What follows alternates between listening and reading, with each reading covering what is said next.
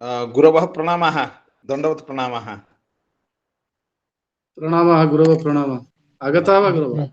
गुरवः आगतः, संयुक्तः इदानीं भ्रातरः प्रणामः अनुरुध्यन्ते, इदानीं भवन्तः आरम्भं कुर्वन्तु।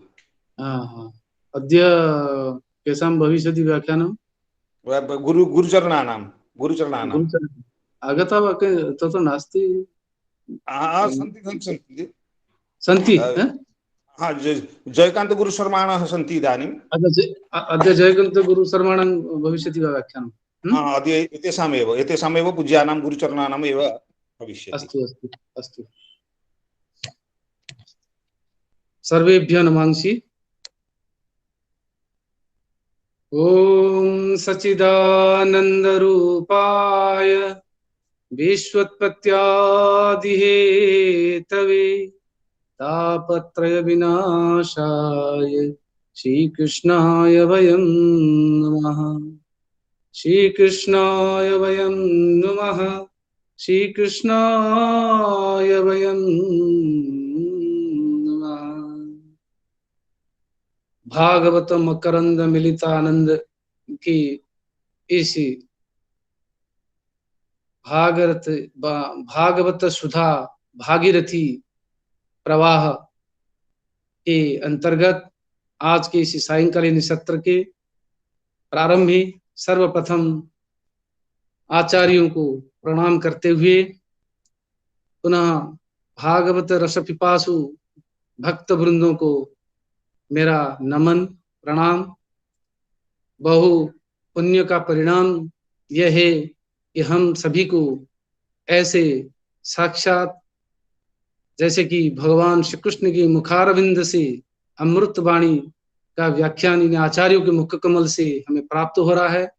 इसके लिए हम इनके आभारी हैं, कृतज्ञ हैं और हमें इन्हें बार पुनः पुनः नमन करते हुए प्रणाम करते हुए इन्हीं के आशीर्वाद की कामना करते हैं। जैसा कि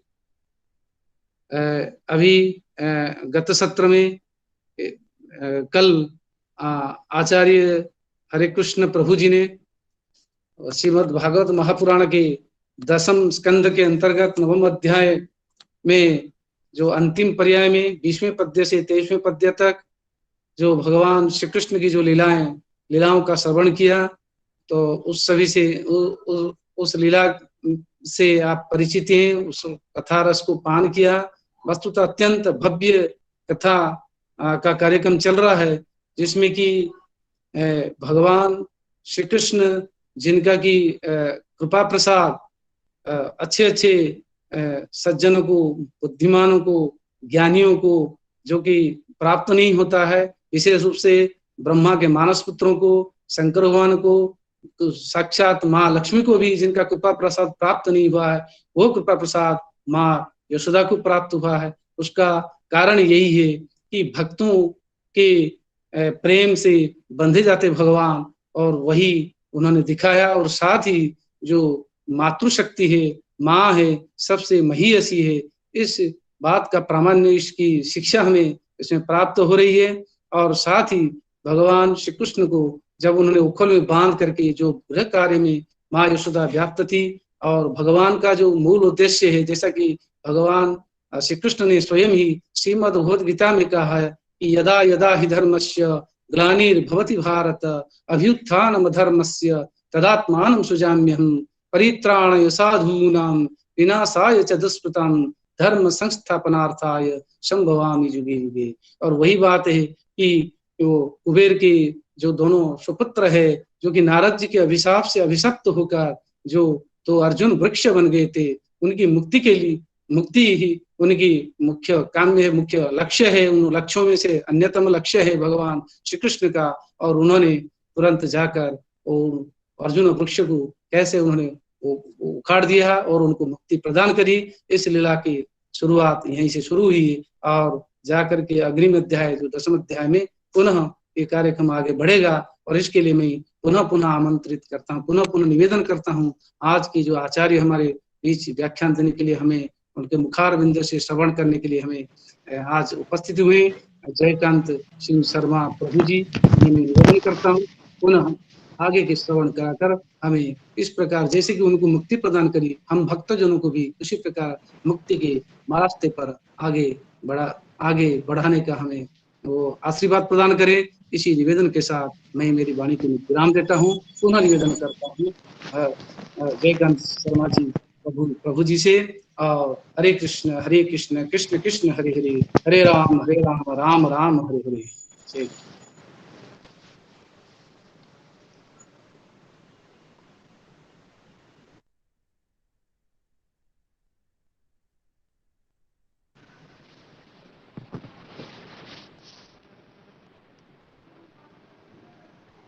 शरणं रघुवंशभूषणः शरणं मे मिथिलेश पुण्यका शरणं पुनरेव तावुभो शरणं नान्यदुपैमि दैवतम् वन्दनात् प्रणतपापकर्षिणीं सेवनादमृतवर्षवर्षिणीं संश्रयादखिलदोषमर्षिणीं जानकी चरणरेणुमाश्रये कोसलेन्द्रपदकञ्जमञ्जुलौ कोमलापजमहेशवन्दितौ जानकी करसरोजलालौ चिन्तकस्य मनभृङ्गसङ्गिनौ कान्तिस्थितामृषतिनिन्दितशारदिन्दुर्यत्रैकतो विलसितामसिताङ्गशोभाम् वृन्दावनेऽपि कृतयामुनगाङ्गसङ्गम् राधामुकुन्दयुगलं तदहं नमामि माधवं पद्मयोनिं च नारदं बादरायणं शुकं सूतं च गोकर्णं मद्गुरुं च नमाम्यहम् सीतानाथसमारम्भां रामानन्दार्यमध्यमाम् अस्मदाचार्यपर्यन्तां वन्दे गुरुपरम्पराम् वाञ्छाकल्पतरुभ्यश्च कृपा सिन्धुभ्य एव च पतितानां तवेभ्यो नमो नमः। तो श्री भगवान की कृपा से मेरी आवाज जा रही है? हाँ हरे गुरु गुरु जी, जी आ हरे रही है। हरे। अच्छा, तो भगवान की अपार करुणा से आज पुनः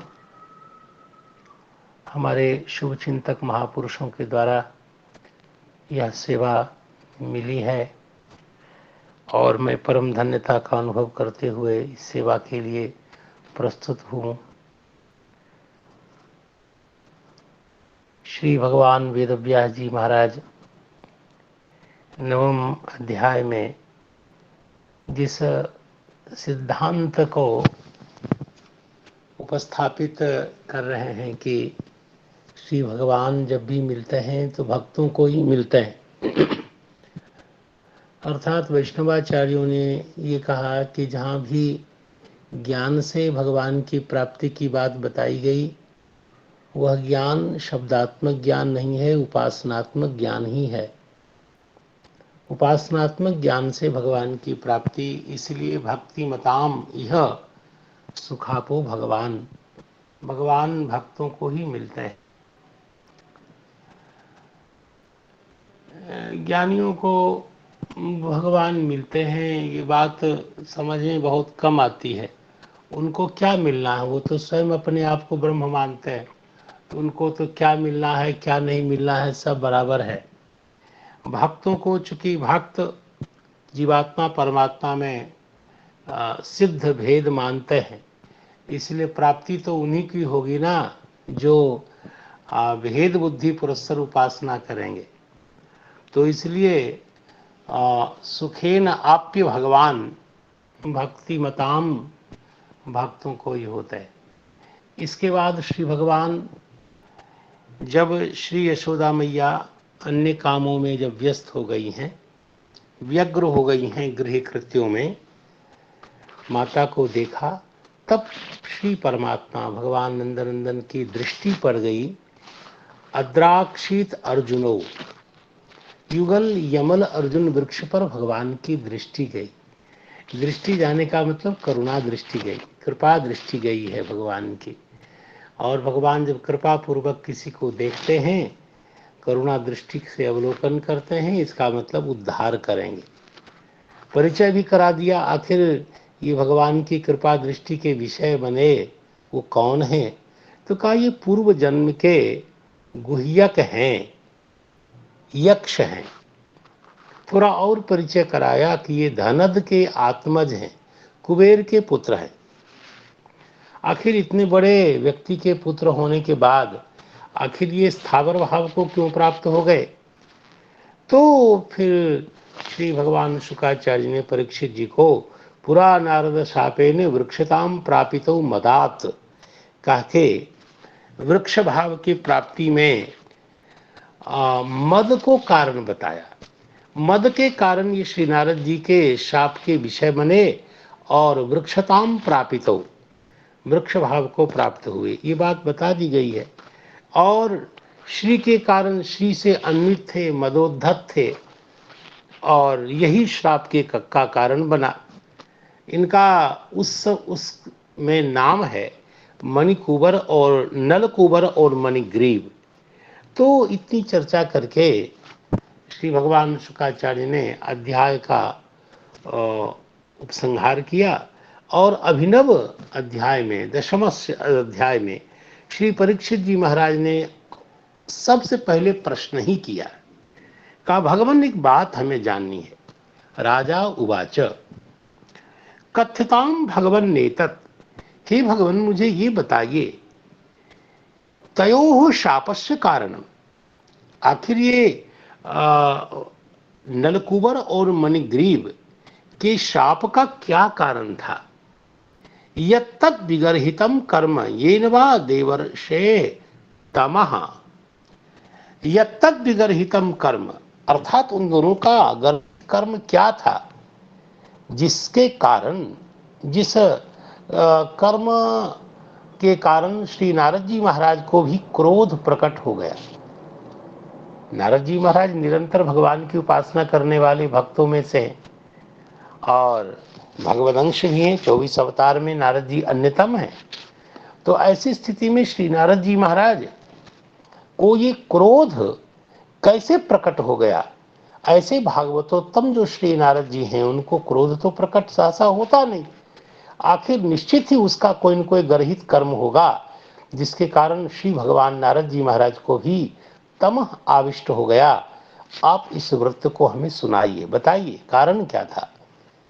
तो श्री परीक्षित जी ने जब ऐसा पूछा तब श्री भगवान शुकाचार्य, श्री शुक उवाच, भगवान शुकाचार्य कहने लगे कि राजन ये जो दोनों थे रुद्रस्य अनुचरो भूत्वा, भगवान रुद्र के ये दोनों अनुचर थे और सुदृप्त थे।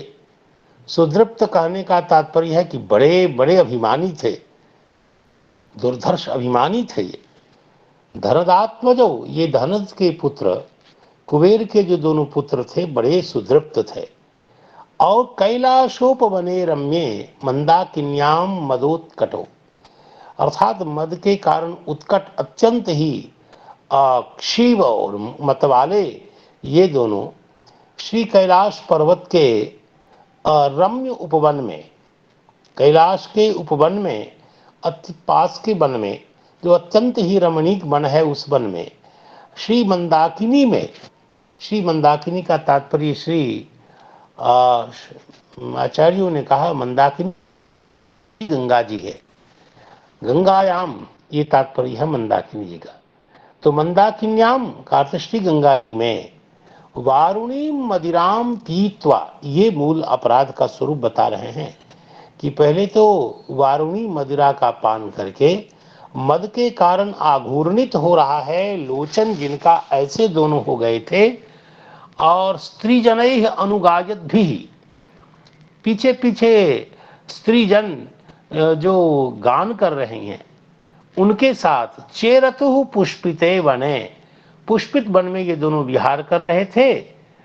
और उस समय ये सारी सारी उसके शाप के कारण को शुकाचार्य महाराज समझा रहे हैं। तो भगवान श्रीधर स्वामी जी महाराज, श्री श्रीधर स्वामी जी महाराज अपनी टीका के उपक्रम में, यानी 10वें अध्याय के आरंभ में पहले जो उनकी शैली है टीका लिखने की, उसके अनुरूप संपूर्ण अध्याय के सार को बताते हुए कहते हैं कि दशमें, इस 10वें अध्याय का विषय क्या है? दशमें पातयद रिंगन अंतरा यमलार्जुनो, श्री भगवान ने गिरा दिया है रिंगन, जानुभ्याम सापाणिभ्याम रिंगमानो विजहरतु। श्री भगवान की ये लीला है, सुकुमार लीला। तो भगवान रिंगन करते हुए, जानुओं और पानी के द्वारा विचरण करते हुए भगवान ने गिरा दिया है इसी बीच में। किसको? यमलार्जुन को गिरा दिया, यमल अर्जुन के वृक्ष को गिरा दिया। का तत्रत्याभ्याम, पहले तो श्री भगवान के द्वारा वृक्ष के स्थावर भाव का परित्याग करा देना, और दूसरा है तत्रत्याभ्याम च देवाभ्याम, तत्र भवः तत्रत्यः ताभ्याम तत्रत्याभ्याम, अर्थात उस वृक्ष में यमलार्जुन में रहने वाले जो दो देव थे, उन दोनों देवों के द्वारा श्री कृष्ण स्तुतः, श्री भगवान की स्तुति की गई। इति इति ईर्यति, अर्थात इस अध्याय में यही विषय बताए जा रहे हैं। तो ये दो मूल रूप से दो विषय इसमें आए। पहला तो श्री रिंगन भगवान के द्वारा यमलार्जुन का पात करना, और उस वृक्ष में रहने वाले जो देवता हैं, दो देवता हैं, उनके द्वारा भगवान की स्तुति किया जाना।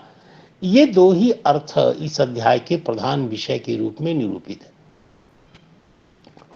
इसके बाद श्री श्रीधर स्वामी जी महाराज ने यत्तत् विगर्हितम कर्म येन वा देवर्षेः भागवतो तमस्यापि तमः क्रोधः तदेतत् कथ्यताम, यह जो श्लोक आया, ताम भगवन्नेतत् तयोः शापस्य कारणम यत्तत् विगर्हितम कर्म येन वा देवर्षेस्तमः, तो इस श्लोक का अन्वय मुखेन आ रहे हैं कि यत् विगर्हितम कर्म, जो अत्यंत निंदित कर्म उसका था, जिसके कारण ये नवा देवर्षय है, भागवतों में भी परम श्रेष्ठ, भागवतों में भी उत्तम जो देवर्षि श्री नारद जी महाराज हैं, उनको भी क्रोध, तमः क्रोधः तथा।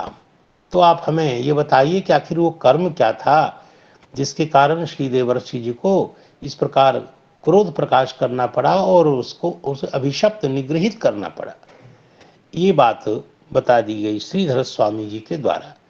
इसके बाद हम जरा श्री वंशीधराचार्य के द्वारा जो भावार्थ दीपिका प्रकाश नामक लिखा गया है ग्रंथ, उसके आधार पर यहाँ कह रहे हैं कि यमलार्जुनो जो संग्रह श्लोक में लिखा हुआ है, वहां कह रहे हैं कि इसका क्या तात्पर्य हुआ। यमलो युग्मौ च तौ अर्जुनौ च इति कर्मधारयः, द्वितीया त्वंतरा योगात्। ये कह रहे हैं कि ऐसा है, तो इतरा क्या त्वंतरा योगात्, अंतरा योगात् क्या लिखा है। तो यमलो, यमलार्जुनो में समास को बता रहे हैं। यमलो अर्थात युग्मौ, और यमलौ तौ अर्जुनौ च, यमलौ च और तौ अर्जुनौ च, यमलौ तौ अर्जुनौ, इस प्रकार यहाँ कर्मधारय समास है। तो कर्मधारय समास है यह द्वितीया तो अंतरायोगात, अंतरायोगात द्वितीया तु अंतरा योगात्। अंतरा मध्य, ये कह रहे हैं कि अंतरा योगात् जो मूल आया, इसमें कह रहे हैं अंतरा, श्लोक में ही, परिगणन श्लोक में ही लिखा है रिंगन अंतरा, अंतरा अयुगात। अंतरा का अर्थ है मध्य में, अंतरा का अर्थ है मध्य, और रिंगनम स्खलनम समय, ऐसा अमरकोश के द्वारा इस अर्थ का प्रकाशन हुआ। रिंगन हस्तपाद आदि के द्वारा चलते हुए को चलने का नाम रिंगन है। हस्तपाद आदि के द्वारा, हाथ चरण के द्वारा जो भगवान का विचरण करना है, यही रिंगन लीला है। तत्रत्याभ्याम का अर्थ कर रहे हैं कि यमलार्जुन में विद्यमान जो दो देवता हैं, जिनका नाम नलकूबर है, उनके द्वारा। अब कहा कि यमलार्जुन में अर्जुन पद का क्या अर्थ है, तो कोश के सहयोग से, मेदिनी कोश के सहयोग से अर्थ का प्रकाशन करते हैं कि अर्जुन कहते हैं ककुभ को, एक वृक्ष विशेष है ककुभ, और पार्थे अर्जुनः ककुभे पार्थे कार्तवीर्य मयूरयो हो मातुः एकसुते स्यात्, और बाकी उनका एक ही पुत्र हो, वह भी अर्जुन कहलाता है। और पुल्लिंगो धबले न्यवत। तो ये सारे अर्थ मेदिनी कोश में अर्जुन शब्द के बताए गए। यहाँ ककुभ अर्थ में, वृक्ष विशेष में इस अर्थ का प्रयोग, या अर्जुन शब्द का प्रयोग हुआ है। श्री नारद जी महाराज को जो भागवतोत्तम बताया गया, मूल श्लोक में लिखा है कि कथ्यतां भगवन्नेतत् तयोः शापस्य कारणम् एतत्तद् विगर्हितं कर्म येन वा देवर्षेर्तमः। तो इसमें देवर्षेः की व्याख्या करते हुए उन्होंने कहा था देवर्षेः भागवतोत्तमस्य। तो भगवान श्री नारद जी का भागवतोत्तमत्व को याद करके कह रहे हैं भागवतोत्तमस्यापि असंभावित तमसोपि। भागवतोत्तम को तो जिसमें तमोगुण का, यानी क्रोध का कोई प्रसंग ही प्राप्त नहीं होता, जिनमें क्रोध की कोई संभावना ही नहीं है, ऐसे नारद जी असंभावित तमसः भागवतोत्तम भागवतोत्तमस्यापि भक्त श्रेष्ठ होने पर भी, अर्थात जिनमें किसी प्रकार के तमस की कोई संभावना नहीं है, ऐसे नारद जी को जो सहसा शाप देना पड़ा, आखिर क्या कारण था उसको। विगर्हित का तात्पर्य बता रहे हैं निंदितम, विगर्हितम कृत्यम का तात्पर्य हुआ निंदितम। ये न कर्मणा, अर्थात जिसके कारण, जिसके कारण का तात्पर्य है ये न कर्म, ये न वा देवर्षेर तमः, तो ये न का तात्पर्य है ये न कर्मणा तदेतत् कर्म, उस कर्म का आप विवेचन करिए, उस कारण को आप समझाइए।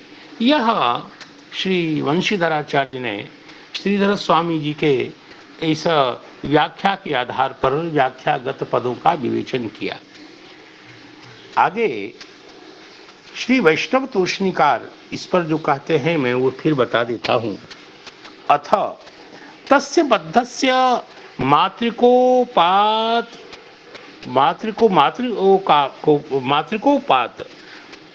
व्यग्रस्य च अव्याहत सार्वज्ञमयीं विचार रूपाम अंतरलीलामपि कौतुकात् पृच्छते। अथ मतलब इसके बाद, तस्य बद्धस्य, बद्ध भगवान के जो माँ के कोप के कारण व्यग्र हैं उनकी, और अव्याहत सार्वज्ञमयीं विचार रूपाम, अर्थात अव्याहत सार्वज्ञमयी, जिनकी सर्वज्ञता व्याहत नहीं होती है, नित्य सर्वज्ञता बनी रहती है, ऐसी जो विचार रूपा जो आंतर लीला है, आभ्यंतर जो लीला है, उसको, उस लीला को पूछना चाह रहे हैं श्री परीक्षित जी महाराज, कौतुक के कारण पूछ रहे हैं। और उसी क्रम में इस संपूर्ण अध्याय का अवतरण कराया गया। कथ्यताम, इससे कथ्यताम भगवन्नेतत् तयोः शापस्य कारणम्। तमोभूत इति शेषः, अर्थात क्या कारण था कि श्री नारद जी को तम हो गया। ये न देवर्षे है तमः अभूत, वे करना चाहिए। तदेतत् शापस्य कारणम इति योज्यम, शाप का कारण क्या है ये बताना चाहिए। ये न आसीत देवर्षे तमः इति पाठांतरम सुगमम, ये श्री वैष्णव तोषणीकार अन्वय भेद से पाठांतर को स्वीकार करते हैं और कहते हैं आर्ष होने के कारण छंदो भंगा दोषा।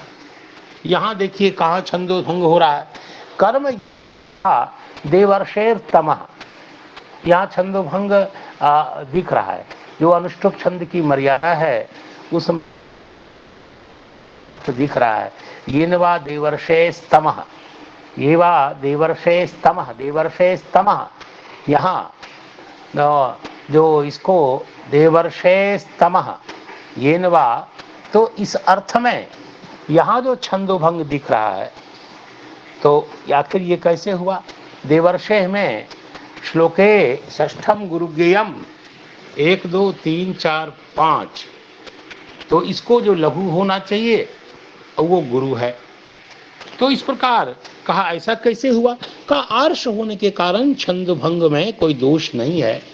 अरे सारे छंद बनाने वाले सब भगवान बादरायण के चेले चपाटे हैं, तो भगवान बादरायण के वचनों में क्या व्याकरण संबंधी विचार करना, ये तो वो भगवान बादरायण के पीछे पीछे महर्षि पाणिनि आदि सेवा में खड़े हैं। और जितने भी छंद शास्त्र के रचयिता ये सब हाथ जोड़ के इनकी सेवा में खड़े हैं, साक्षात भगवान बादरायण।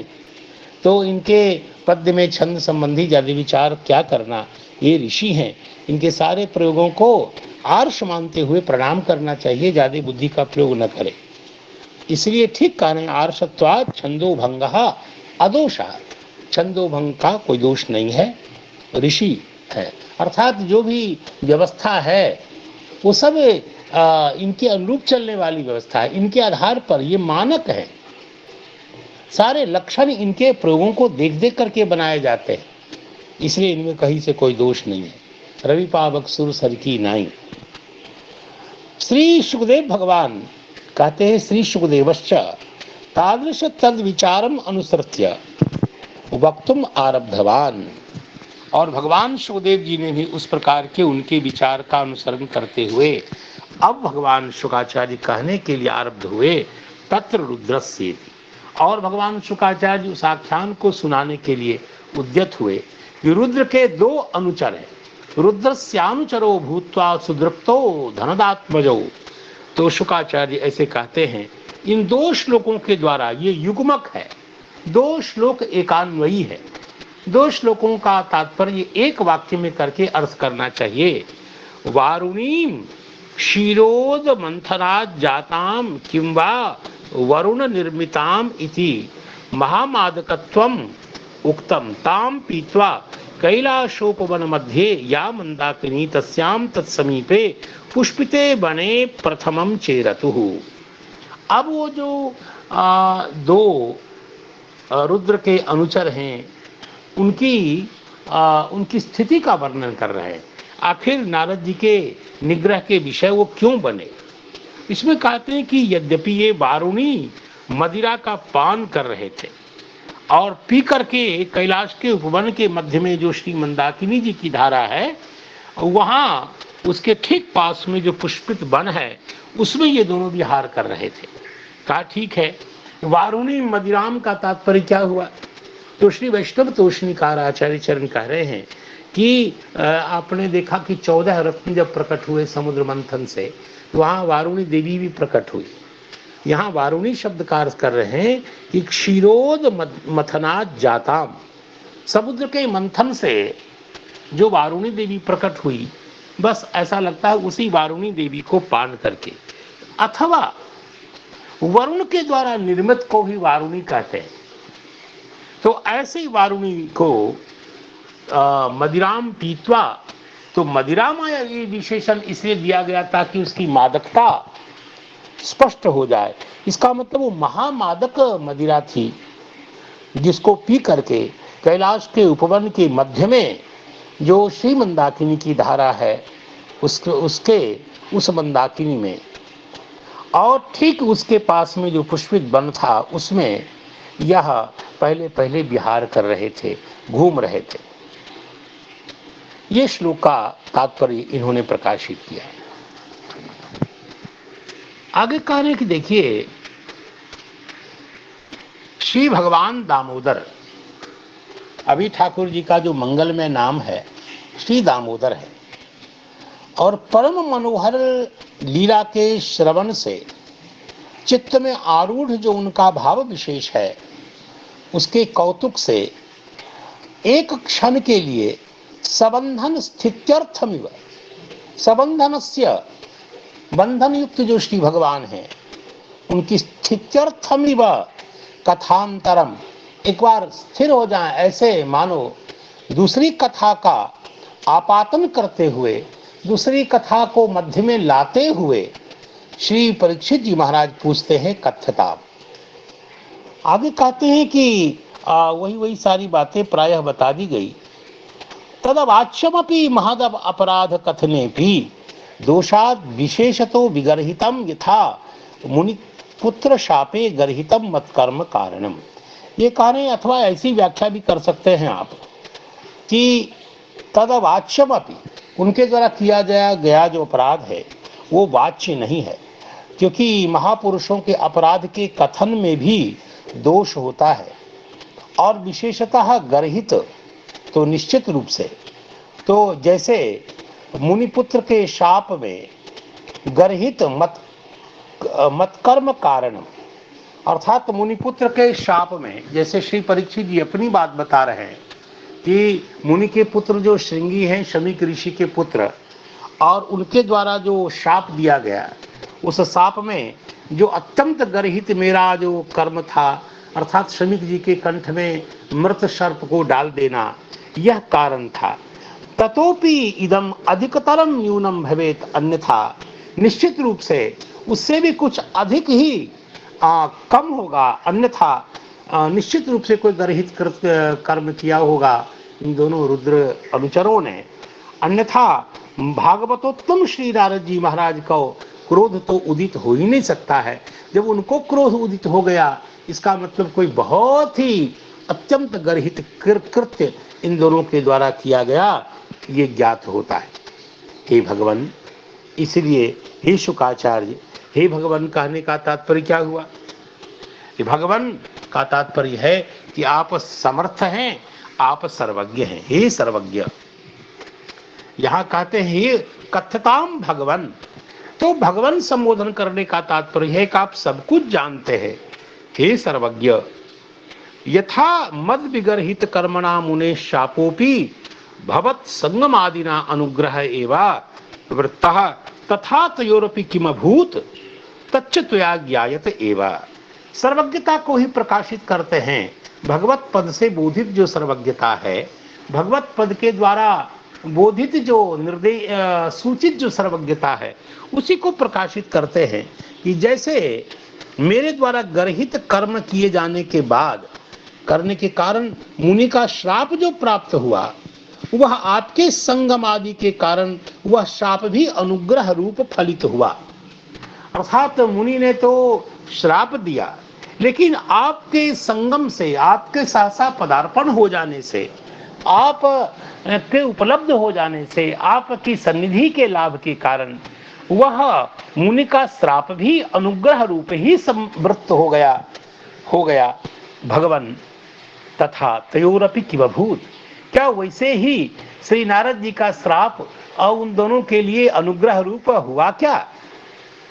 क्योंकि ऋषि का श्राप जो होता है प्रायः अनुग्रह में ही पर्यवसन होता है, क्योंकि यदि भगवान के भक्त हैं, इनका श्राप देखने में दूर दूर से तो निग्रह लगता है, लेकिन इसका पर्यवसान अनुग्रह में हुआ करता है।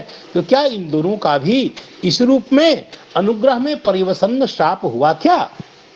आप निश्चित रूप से जानते ही होंगे।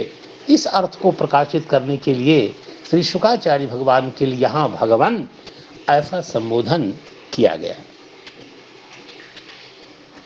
आगे कहते हैं, यह जो दूसरा जो श्लोक है जिसमें ये कहा गया कि रुद्रस्यानुचरो भूत्वा सुदृप्तौ धनदात्मजौ कैलाशोपवने रम्ये मंदाकिन्याम मदोत्कटौ। इसकी व्याख्या करते हुए कहते हैं रुद्रस्य अनुचरत्वादेव सुदृप्तौ महागर्ववन्तौ। इसमें आखिर दोनों अनुचर इतने सुदृप्त कैसे हो गए? तो संबंधी शब्द के महात्म्य के कारण, चूंकि रुद्र के अनुचर हैं और रुद्र भगवान बड़े ही उग्र हैं, तो एक बार संबंधी शब्द के कारण वह रुद्रता, वह गर्व विशेष अनुचर में भी आरोपित होता है।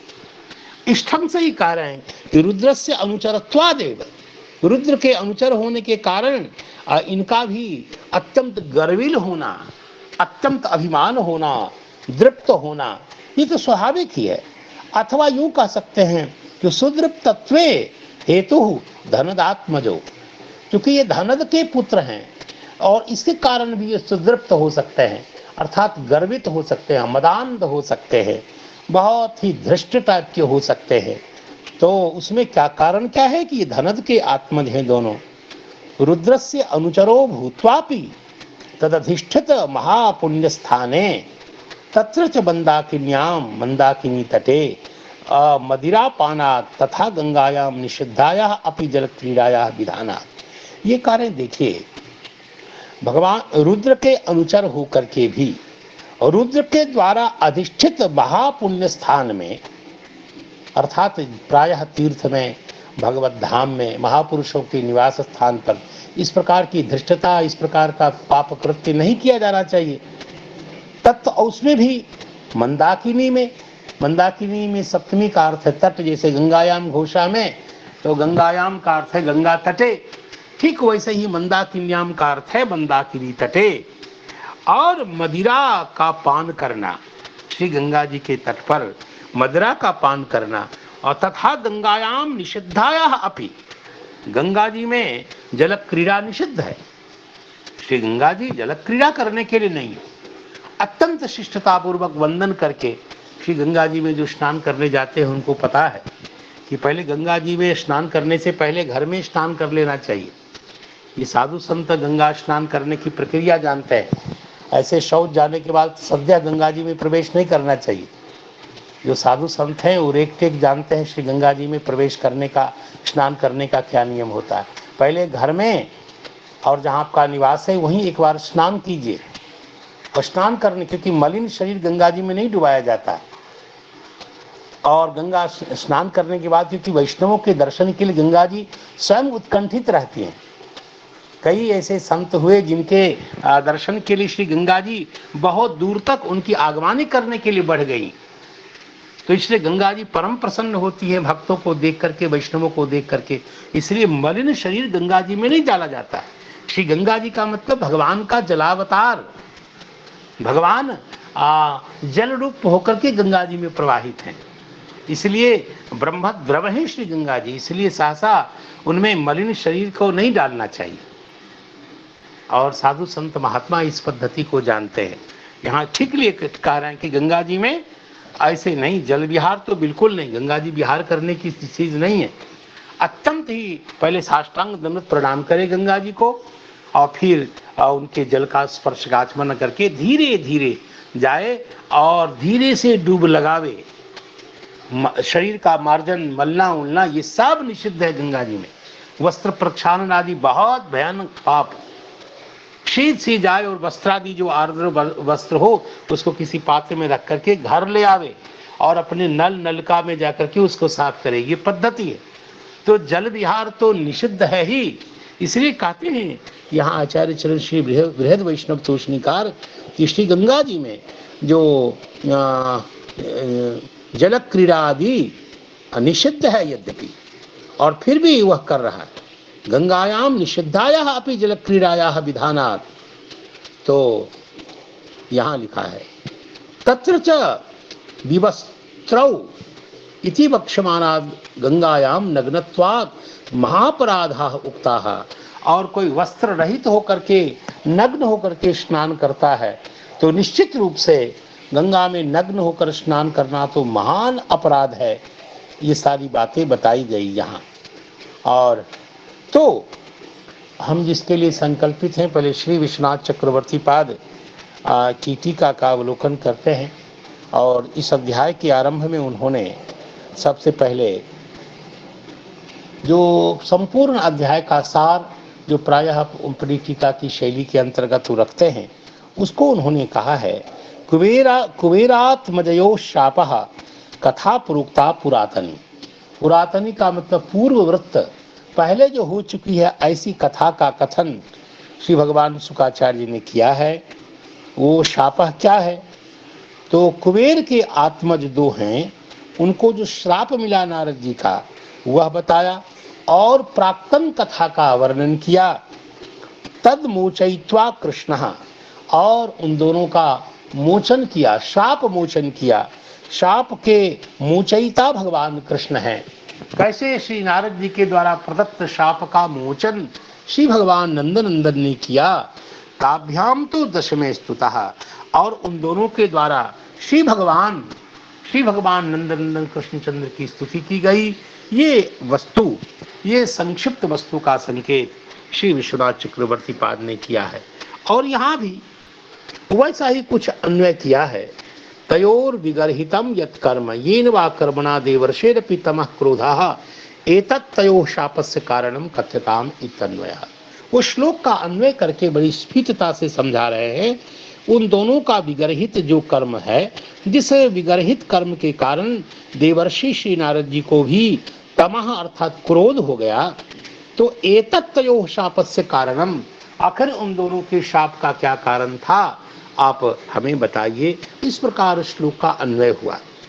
श्री गंगायाम क्रीडतुः किं कृत्वा अंतर्मध्ये प्रविश्य कीदृशे अंभोजानाम वनराजिर यत्र तस्मिन्। अर्थात ये चतुर्थ श्लोक का अन्वय बता रहे हैं। अंतः प्रविश्य गंगायाम अंभोज वनराजिनी चिक्रीडतुः युवतिभिः गजौ इव करेणुभिः। उन दोनों ने जो उद्दाम क्रीड़ा की है श्री गंगा जी के अंदर प्रविष्ट होकर के, उसका संकेत यहाँ किया गया। और श्री विश्वनाथ चक्रवर्ती पाद ने गंगायाम चिक्रीडतुः ये बता दिया, अंतः प्रविष्ट गंगायाम, और किं कृत्वा क्या करके क्रीड़ा कर रहे थे, तो अंतर अर्थात मध्य प्रविश्य। अंतः प्रविश्य का मतलब श्री गंगा जी के बीच में प्रवेश करके, मध्य में प्रविष्ट होकर के, और कीदृशे किसमें प्रवेश करके, किस प्रकार, तो कहते हैं अंभोज वनराजिनी। अंभोज वनराजिनी, अंभोजानाम वनराजिही, अंभोजों का जो वन पंक्ति है, यत्र तस्मिन्, जहाँ कमलों का संघात विद्यमान है, ऐसे वनराजिनी श्री गंगा जी में क्या उन्होंने प्रवेश करके, और चिक्रीडतुः इस प्रकार का अन्वय दिखाया है यहाँ। तो मुझे लगता है कि यहाँ सबसे अन्वय की दृष्टि से सुबोध जो श्री बाल प्रबोधिनी टीका है, उसकी शरण में जाकर के उनसे पूछ करके उन्होंने भी लगभग यही सारी बातें बताई हैं। तो एवं पृष्ठस्तयोः अपराधान आह, श्री नारद जी, श्री सुखदेव जी महाराज उन दोनों के अपराध को सूचित करते हुए कहते हैं, 5 श्लोकों के द्वारा उन्होंने आखिर नलकूबर और मणिग्रीव के अपराध को सूचित किया। धनद जो हैं वो सही में रुद्र सेवक हैं, और उनके पुत्र होने के कारण तावपि रुद्रस्य अनुचरौ सेवा योग्यो एवं भूत्वा। ये कारण है कि आखिर धनद कौन है? कुबेर है, और रुद्र सेवकस्य पुत्रत्वेन तावपि रुद्रस्य अनुचरौ, रुद्र सेवक के पुत्र होने के कारण ये दोनों ही रुद्र के अनुचर माने गए। अनुचर का तात्पर्य है सेवा के योग्य है, सेवक है, और सेवा योग्य होने के कारण ये भूत्वा ताम परित्यज्य मदो हर्षः उत्कटो ययोः, और मदोत्कट का विचन करते हैं। मदोत्कट का तात्पर्य क्या है? ताम परित्यज्य का तात्पर्य है कि उसको छोड़ करके, किसको छोड़ करके, तो पूर्व जो सेवा भाव का परित्याग करके मदह हर्षः उत्कटो ययोः, अत्यंत मद का अर्थ है हर्ष और अत्यंत उत्कट हर्ष है जिन दोनों में, ऐसे ये दोनों मदोत्कट मणिग्रीव और नलकूबर है, इसको बताया। आखिर उसमें हेतु क्या है, कैसे हो गए ये दोनों मदोत्कट, तो इन्होंने भी यही कहा, सुदृप्त होने का मतलब अत्यंत गर्वित हो जाना, और उसमें कारण है ये दोनों धनात्मक हैं। और वारुणी अर्थात वरुण देवता के, वरुण के द्वारा निर्मित जो बुद्धि को भ्रंश भ्रष्ट कर देने वाली जो मदिरा है, उस मदिरा को पी करके और पान के कारण, मद के कारण आघूर्णित हो रहे हैं लोचन जिन दोनों के, ऐसे हो करके क्या कर रहे हैं, ऐसे हो करके निश्चित रूप से तौ दृष्ट्वा मदिरोन्मत्तौ, इस प्रकार वो क्रीड़ा कर रहे हैं। तो 2 श्लोक तक इस आशय को बता दिया। यहाँ मंदाकिन्याम का अर्थ, मंदाकिनी जी का अर्थ यहाँ गंगा जी ही है, और यहाँ सप्तमी का अर्थ है सामीप्य सप्तमी। ठीक है, जैसे औपश्लेषिक सप्तमी होती है, ठीक वैसे ही सामीप्य में सप्तमी है। और इसकी जरूरी तो नहीं थी, क्योंकि गंगायाम जब कह रहे हैं, मंदाकिन्याम कह रहे हैं, तो सप्तमी का अर्थ सामीप्य अर्थ से वे मान करके कर सकते हैं, तो गंगा समीपे। और उसमें भी वही अर्थ जो पूर्वाचार्यों ने व्याख्या के क्रम में बताया, तत्रापि कैलासस्य श्री महादेव वास स्थानस्य, जो कैलाश पर्वत श्री भगवान महादेव जहाँ निवास करते हैं, ऐसे पवित्र स्थान के उपवन में जहाँ भगवत चिंतक योगीजन निवास करते हैं, उनके स्थान पर, योगीजन के स्थान पर जो अत्यंत वन है, जो पुष्पित वन है, अत्यंत रमणीय वन है, उस वन में अनुगायद्भिः स्त्री जनैः सह, और सुंदर सुंदर गान करने वाली, पीछे पीछे गाने वाली जो स्त्री जन हैं, उनके साथ नलकूबर और मणिग्रीव चेरतुः विहार कर रहे थे, विचरण कर रहे थे। यहाँ तक का अन्वय बता दिया। इस प्रकार के स्थान में स्त्रियों के साथ क्रीडनम अनुचितम, पहला दोष बता रहे हैं। आखिर नलकूबर और मणिग्रीव की चेष्टाएं अनुचित क्यों हैं? कि जहाँ देवस्थान हो और देवजन जहाँ निवास करते हों और भगवान के भक्तजन यहाँ भजन के लिए एकांत में निवास करते हों, ऐसे स्थान पर महिला को ले जा करके घूमना, ऐसे विहार करना, खेलना, ये अनुचित है। तत्कृतवंतो, और ऐसे अनुचित कृत्य का अर्थात महिलाओं के साथ क्रीड़ा करना, स्त्रीजनों के साथ, यह अत्यंत ही अनुचित था, जिसका संकेत किया गया।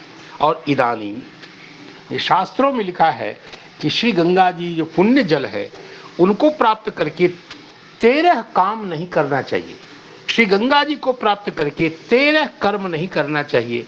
और बहुत अच्छा श्लोक बाल प्रबोधनीकार ने दिया है, जो हम लोगों के बोध विकास के लिए बहुत अच्छा है। श्री गंगा जी में पहले तो शौच न करें, गंगा जी में आचमन न करें। आचमन का मतलब जैसे स्टीवन आदि करते हैं, कुल्ला आदि करते हैं, गंडूश आदि, वो बिल्कुल न करें। निर्माल्य न करें, निर्माल्य का मतलब भुक्त पदार्थ को उसमें छोड़ देना। और मलकर्षण ये बिल्कुल न करें। तैल संमर्दन, तेल लगाना, तेल इसका मालिश करना, ये न करें। क्रीडाम, खेल न करें जहाँ ये अपराध हुआ। और प्रतिग्रह, देखिए यह भी प्रायः श्री गंगा जी के तट पर विप्रजन दान का संकल्प है, विशेष करके ग्रह पीड़ा के मोचन के लिए तो प्रतिग्रह लेते हैं, वो भी न करें। अथो रतिम, कामाचार न करें। आगे कहते अन्य तीर्थ प्रशंसनम, क्या बात है, ये ध्यान देने योग्य बात है। श्री गंगा जी के सामने गंगा जी की महिमा गाइए और गंगा जी के सामने फिर अन्य तीर्थ की प्रशंसा नहीं करिए, और उचित भी है, ये वाजिब बात है। अन्य तीर्थ प्रशंसनम, श्री गंगा जी के सामने श्री गंगा जी के अतिरिक्त अनावश्यक रूप से अन्य तीर्थों की महिमा नहीं सुनाई जानी चाहिए। जैसे अधिकारी के सामने में किसी दूसरे अधिकारी की महिमा सुनाने पर जैसे अधिकारी चिढ़ जाता है अब ये सब अधिकारी लोग कोई परमात्मा गुण संपन्न तो होते नहीं, हम जैसे मनुष्य ही तो होते हैं। तो मानवोचित क्रोध ईर्ष्या आदि सब में विद्यमान होता है। तो इसे अब यद्यपि श्री गंगा जी तो भगवत स्वरूप ही है, फिर भी एक मर्यादा है। जैसे वैष्णवों के अनेक प्रकार के भागवतापराधों में लिखा है कि भगवान के मंदिर के सामने में किसी पर कृपा भी नहीं करनी चाहिए, किसी का अनावश्यक सम्मान भी करना निषिद्ध है। श्री वराह पुराण में श्री भगवती भूदेवी ने भगवान नारायण को, वराह नारायण ने स्वयं भूदेवी को लक्षित करके बताया कि वैष्णव के क्या क्या अपराध होते हैं। तो उन अपराधों में लिखा है कि श्री भगवान के श्री विग्रह के सामने, भगवान के सामने में अनावश्यक रूप से किसी का सम्मान, किसी को माला आदि देना बचना चाहिए, अनावश्यक सम्मान आदि नहीं किया जाना चाहिए। अन्य तीर्थ प्रशंसनम अन्य तीर्थाभिलाषम च। अब इसके बाद हमें दूसरे तीर्थों में जाना है, ये सब अन्य तीर्थ के गमन की अभिलाषा यह भी नहीं करनी चाहिए। वस्त्र त्याग, वहाँ अपना वस्त्र छोड़ना भी नहीं चाहिए। तथा खातम, गड्ढा नहीं खोदना चाहिए। संहारम चैव वर्जयेत, और इस प्रकार माल धारण आदि संहार, ऋतु संहार, ऋतु का माला ग्रंथि जैसे है वो इसी प्रकार नहीं करना चाहिए। तो ये सारे कृत्य पद्म पुराण में संग्रहित किए गए श्री गंगा जी के सामने ये सारी चीजें नहीं करनी चाहिए।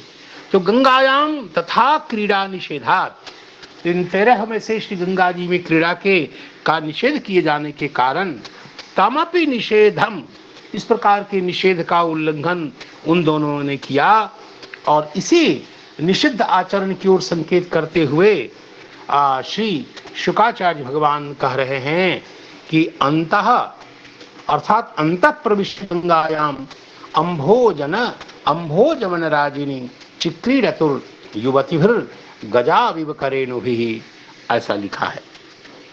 और अम्भोजानाम कमलानाम बनानी, जो समूह है, संघात है, तो तेषाम राजयः, उनकी जो राजी है, पंक्तियां हैं, विद्यन्ते यस्याम, जिनमें कमल बनों की पंक्ति कतार विद्यमान है, ऐसी श्री गंगा जी में तस्याम गंगायाम अंतर मध्य, अर्थात अंतः प्रविष्ट का मतलब गंगा जी के मध्य में प्रविष्ट होकर के, और करेणु भी, हथिनियों को, जैसे गज की पत्नियां करेणु गज पत्नियों के साथ जैसे गजराज विहार करता है, ठीक वैसे हथिनियों के साथ जैसे दोनों गजराज विहार करते हैं, ठीक वैसे युवतियों के साथ ये दोनों विहार कर रहे थे। ये अपराध हुआ, इस अपराध का संकेत यहाँ किया गया। मुझे लगता है कि ये 2 श्लोक आरंभ के श्लोक है, जिनका मैंने बुद्धि के अनुरूप जैसा जैसा आचार्यों ने प्रकाशित किया उन अर्थों को, मुझे लगता है यही सब तात्पर्य यहाँ प्रकाशित हुए हैं। अथापि अगले श्लोक का उच्चारण कर लेते हैं। अभी मैं सहसा ही विश्वविद्यालय से आया हूँ, मैंने पहले इसको देखा भी नहीं। अथापि उस श्लोक का उच्चारण करने से जो जो प्राप्त दोष हैं सबका वारण हो जाता है, क्योंकि ये श्लोक भगवत स्वरूप है साक्षात। यदृच्छयाच देवर्षिर भगवान तत्र कौरव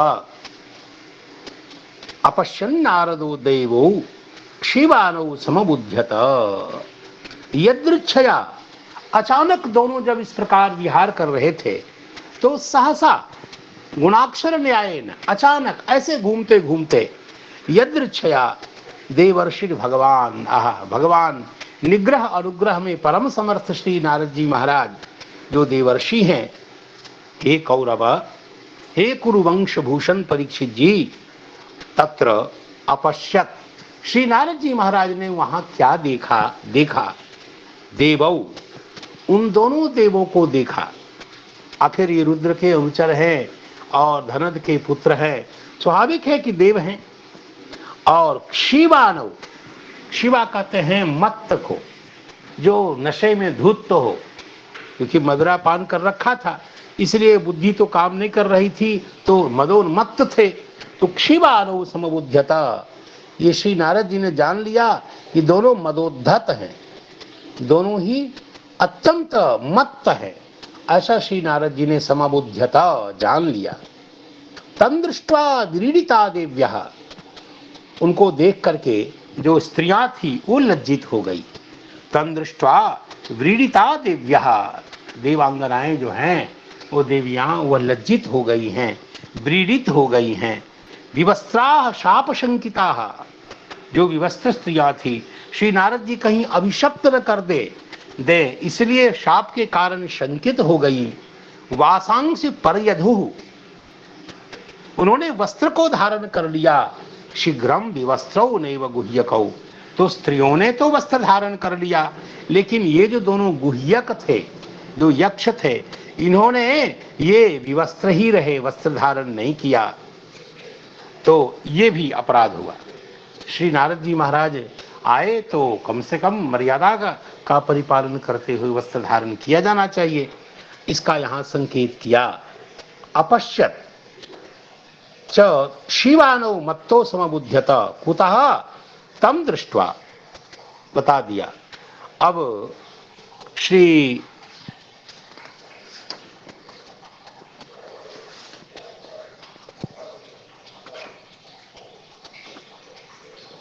वैष्णव तोषणीकार यहाँ यदि कुछ विशेष कार्य हैं तो निश्चित रूप से उसे हम देखेंगे और उस पर चर्चा करेंगे। पहले तो श्री विश्वनाथ चक्रवर्ती पाद ने 4 श्लोक तक तो उन्होंने कुछ विशेष कहा नहीं है, अगले क्रम में वो जरूर कुछ न कुछ बताएंगे, तो मैं उनके शब्द का उच्चारण तो जरूर ही करना चाहता हूँ।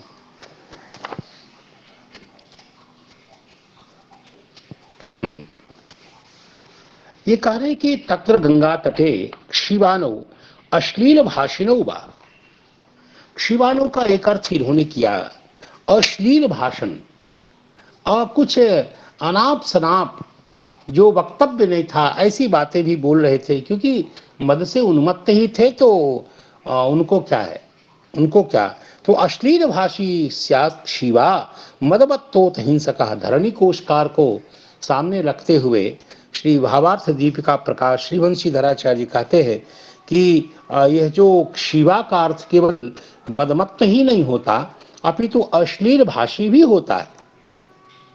तो इसलिए वह उल्टा उल्टा जो न वक्तव्य है, अत्यंत गर्हित शब्द का उच्चारण कर रहे थे। हे कौरव, ऐसा संबोधन श्री परीक्षित जी के लिए शुकाचार्य भगवान ने किया, अर्थात शुद्ध वंशजत्वात् एव त्वाम इदम गोप्यम वक्ष्यामि, क्योंकि आपका वंश अत्यंत शुद्ध है और ऐसे शुद्ध वंश में आप प्रकट हुए हैं, इसलिए आपसे क्या छिपाना। तो यद्यपि ये गोप्य है तो भी आपको मैं बताऊंगा। इसलिए कौरव यह जो संबोधन किया, आप में सुनने की पात्रता है और गोप्य वस्तु को भी आप सुनने की पात्रता रखते हैं, इसलिए मैं जरूर बताऊंगा। परयधु का अर्थ हुआ उन लोगों ने वस्त्र धारण कर लिया, वेष्टित कर लिया, अर्थात वस्त्रों को लपेट लिया। तत्र हेतु तम दृष्ट्वा अनुग्रहार्थयोः समाहार द्वंद्व। देखिए ये कह रहे हैं कि बार बार यहाँ समाहार द्वंद्व का प्रयोग हुआ है। कहाँ समाहार द्वंद्व का प्रयोग हुआ?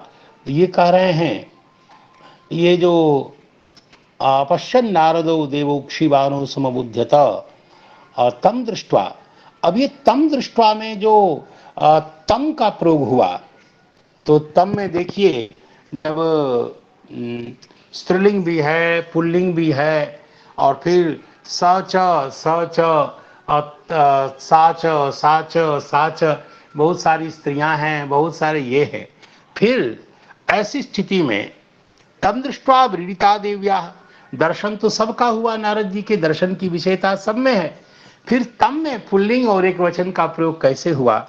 मुझे लगता है इसको ध्यान में रख करके टीकाकार कह रहे हैं कि यहाँ जो आप समाहार द्वंद्व का दर्शन कर रहे हैं, यह समाहार द्वंद्व अनुग्रहार्थयोः, अनुग्रह के विषयभूत बने हुए हैं, इसलिए अनुग्रह अर्थ के लिए समाहार द्वंद्व का प्रयोग किया। इन दोनों पर विशेष अनुग्रह होगा। आगे इसी अर्थ का प्रकाशन यहाँ कर रहे। तो त्वर्थे चकारः भिन्न क्रमः यद्वा अपश्यत सम्यक अबुध्यत चेती चकारान्वय।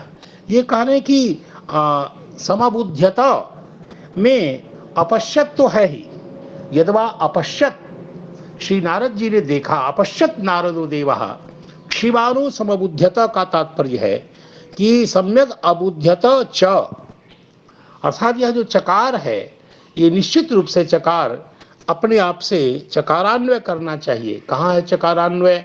तो यदृच्छया च देवर्षि ही भगवान तत्र कौरव अपश्यच्च नारदो देवो क्षिवानो च समबुध्यत। ये चकार का इस रूप में अन्वय करना चाहिए, अपश्यत सम्यक अबुध्यत च। दो क्रियाओं का अन्वय करने के लिए चकार का प्रयोग किया। तो आज समय पूरा हो गया और इसलिए ज़्यादा कुछ न कह के शब्दार्थ ही बता रहा हूँ। तो चूँकि आज ही आना हुआ है और अभी गृह में प्रवेश किया ही है, तो अभी जो भी संजात प्रमाद है इसके लिए आप सब वैष्णव जनों से क्षमा याची हूँ और निरंतर आपसे क्षमा प्रार्थना कर रहा हूँ। तो श्लोक बोल देता हूँ, एक श्लोक अंतिम में श्री नारद जी का नाम जिसमें है, यदृच्छया च देवर्षि भगवान तत्र कौरव अपश्यन् नारदो देवौ क्षिबानो समबुध्यत।